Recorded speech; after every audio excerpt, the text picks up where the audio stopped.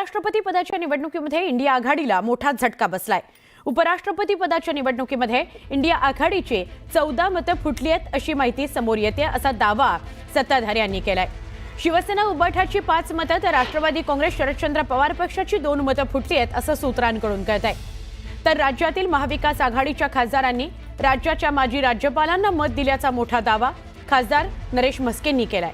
महत्त्वाचं म्हणजे यात शरद पवार आणि ठाकरेंच्या पक्षाची जास्त तर काँग्रेसची कमी मतं फुटल्याचा दावाही खासदार नरेश म्हस्के यांनी केला आहे। त्यामुळे आता या मतफुटीनंतर इंडिया आघाडीतही फूट पडते का असा सवाल विचारला जातोय।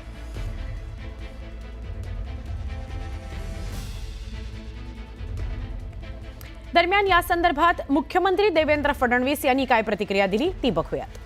मी मनापासून आभार मानतो आणि एनडीएच्या सगळ्या घटक पक्षांचे मी आभार मानतो आणि अभिनंदन करतो की त्यांनी एक अतिशय उत्तम अशा प्रकारचे राष्ट्रपती या देशाकरता निवडले आहेत।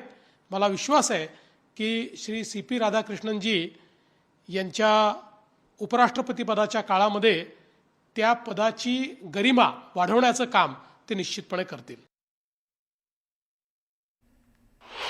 विरोधकांनी विनाकारण बडबोलेपण केलं, जास्त बोलले, एनडीएचे मतं आम्ही फोडू म्हणून सांगितलं, पण झालं उलटच। विरोधकांना स्वतःची मतं देखील राखता आली नाहीत हे या निवडणुकीत स्पष्ट झालेलं आहे। विनाकारण काहीतरी वातावरण तयार करायचं आणि मग तोंडावर पडायचं अशा प्रकारची अवस्था विरोधकांची आहे। आम्हाला सगळ्यांनाच आनंद आणि अभिमान आजच्या दिवशी सगळ्यांचं जे काही या महाराष्ट्राला त्यांनी मार्गदर्शन केलं, राज्यपाल म्हणून त्यांनी जे आम्हालाही मार्गदर्शन केलं आणि महाराष्ट्रासाठी जे काम केलं, खऱ्या अर्थाने हा महाराष्ट्राचा बहुमान आहे। पुन्हा एकदा मनापासून त्यांचं अभिनंदन करतो, मनापासून शुभेच्छा देतो।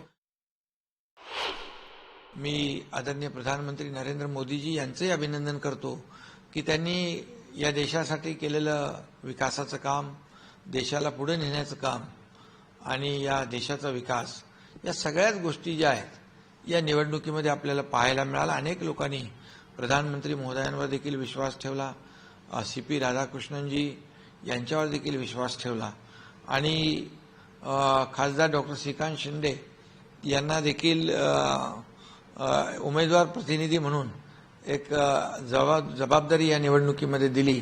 त्याबद्दल देखील मी आदरणीय प्रधानमंत्री नरेंद्र मोदीजी यांचं मनापासून अभिनंदन करतो। इंडिया आघाडीच्या 315 खासदारांचं मतदान पार पडलंय। जयराम रमेश यांनी ट्विट केली आणि ही माहिती दिली। त्यांनी ट्विट काय केलं ते बघूया। विरोधी पक्षांची एकजूट आहे। विरोधकांच्या सगळ्या 315 खासदारांनी मतदान केलं। विरोधी पक्षांची एकजूट असल्याने त्यांनी सगळ्यांनी मतदान केलंय असं जयराम रमेश यांनी ट्विट केलेलं आहे। आता इंडिया आघाडीची 14 मतं फुटली का तर बघूया आपण काय नेमका झालं। एकूण मतदान पार पडलं 767, त्यातली अवैध मतं होती 15, वैध मतं होती 752। तर एनडीएकडे असलेलं मतदान 438, एनडीएला 452 मतं मिळाली, अधिकची मिळालेली मतं आहेत 14। राज्यसभा सदस्य आणि इतर पक्षांचे खासदार 30 पैकी 17 खासदार गैरहजर राहिले। उरलेल्या 13 खासदारांची मतं एनडीएच्या पारड्यात पडली का असा प्रश्न पडतो। इंडिया आघाडी एकूण खासदार 325, इंडियाकडे असलेले मतदान 315, इंडियाला मिळालेली मतं 300, मग त्यांची 15 मतं कुठे गेली? म्हणून असा प्रश्न उपस्थित होतो की 14 ते 15 मतं फुटली का?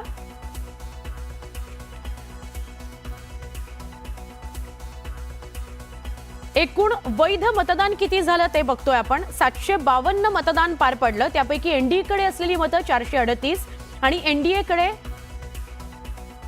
इंडिया आघाडीकडे असलेली मतं 315।